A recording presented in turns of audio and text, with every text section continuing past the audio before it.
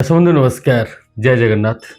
ज्योतिर्विद श्रीपति आचार्य कहूँ जे आपणकर साधारणतः आमर आज सब बड़ प्रश्न जे अभावी स्थिति बा आपणकर पिलार जोटा कि झील बाहागर कथा कहूँ से दीटा जाक कारण बृहस्पति बृहस्पति टंका पैसार मालिक आ गोटे झील गुरु सिद्धि हेले बाहर अर्थ बृहस्पति हेले स्वामी कारक ग्रह जदि सब टंका पैसार अभावी स्थिति घरे रोचे कि कन्याटर विवाह हो पारनी माँ मैंने करेंगे बहुत बड़ प्रतिकार किंतु बिना पैसा रे आपणकर शुक्ल पक्ष गुरुवार दिन आपण शुद्ध गाईर घीरे गोटे दीपटे लगेबे जहाँकि मुहूर्त रपणकर ब्राह्म मुहूर्त अर्थात सूर्य उदय समय किंबा भोरु भोरु आपणकर से मुहूर्त जहाँकि ब्राह्म मुहूर्त कहुए से मुहूर्त आपण शुद्ध गाई घीरे दीपटे लगे ताकू नहीं आपण कदली गछ मूले देवे और से कदली गछ को 9 थर परिक्रमा करेंगे।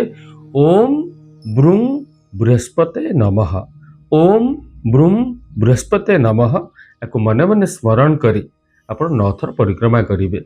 ये क्रिया को आप प्रत्येक दिन कर चलतु 90 दिन पर्यंत कंटिन्यू करंतु आपणकर निश्चय परिवर्तन घटी जीव। दश बंधु समय जाइए। जय जगन्नाथ।